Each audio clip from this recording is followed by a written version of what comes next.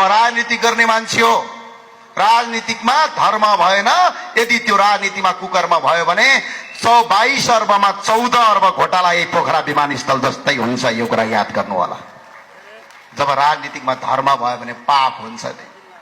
पाप भयो भने डर लाग्छ, आफू र आफ्नो आउने जीवनसँग डर लाग्छ।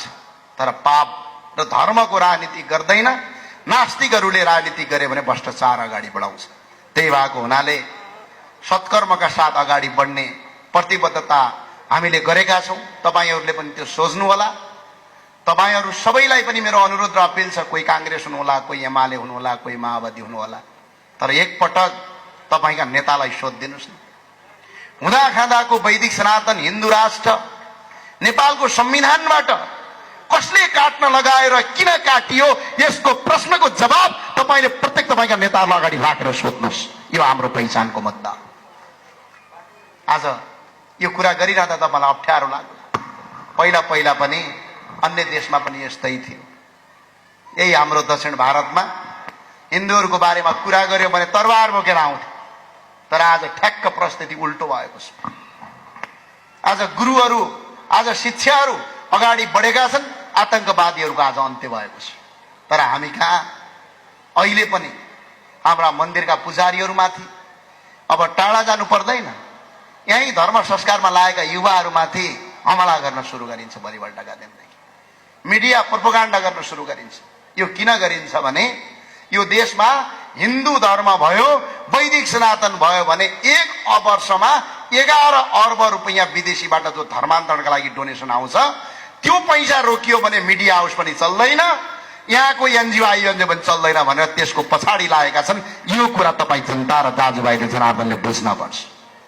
किनभने हामीलाई एक सूत्रबाट बाँधिनु पर्ने आवश्यकता छ। त्यही भएर मैले धेरै नबोली माताको आजको वचन पनि, आजको माताको आज जुन उहाँको दिव्य बाणीहरू सुनेर आज जाने इच्छा छ।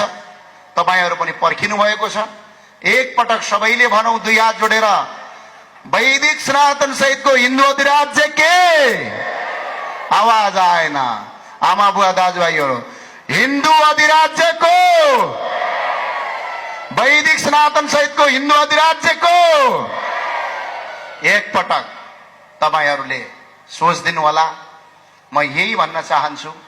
अब जाँदा जाँदै सबैलाई मेरो अहिले पनि अपिल के छ भने यो कोटी होम लगाइएको छ। पटक पटक यी कोटी होम लगाउने मान्छेमाथि राज्यले आतंक पनि मच्चाउँदै गरेको छ।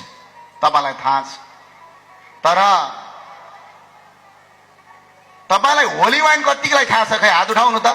होली वाइन थाहा छ? खै हात उठाउनु त। खै कसैलाई थाहा छैन होली वाइनको बारेमा? सोल्टी होटलमा बसेर देशको प्रधानमन्त्री, एउटा विदेशी, अहिले त उत्तरको दक्षिण कोरियाले जेल पनि हालिसक्यो, त्यस्ता अपराधीलाई ल्याएर होली वाइन खाँदाखेरि नेपालको सरकारले स्वागत गर्यो, भिभिआइपीको सुरक्षा व्यवस्थापन गर्यो। तर आज कोटी होम लगाउँदाखेरि यहाँ विरोध गर्न सुरु गरिहाल्छ। आएर राज्यले तपाईँको दबाव सिर्जना गर्छ। यो के हो त? के होली वाइन हो यो? यो प्रश्न तपाईँहरूले उठ्नुपर्छ। पोखराका दाजुभाइ दिदीबहिनीहरूले विचार गर्नुपर्छ। आज कोटी होममाथि आक्रमण गरेको भनेको तपाईँहरूको धर्म, संस्कार र आस्थामाथि आक्रमण गरेको, नत्र कोटी होममाथि आक्रमण गर्नु भनेको त्यसमाथि आक्रमण गर्नु। लेख्छन् विभिन्न किसिमका। त्यो भएको हुनाले तपाईँ 1 इन्च नडराई, हामी छौँ पछाडि।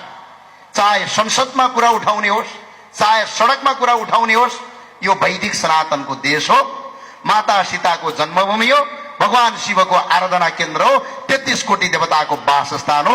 यो नाथहरूको देश हो, भगवानको आराधना केन्द्र हो। यो हिन्दू राष्ट्र बनाउने नै हो, बनाउने नै हो। 1 बनाउने हो, 2 बनाउने हो, 3 बनाउने हो। तर यसका लागि समय लाग्ला। यसमा कुनै आपत्तिको विषयवस्तु छैन, केही गाह्रो छैन।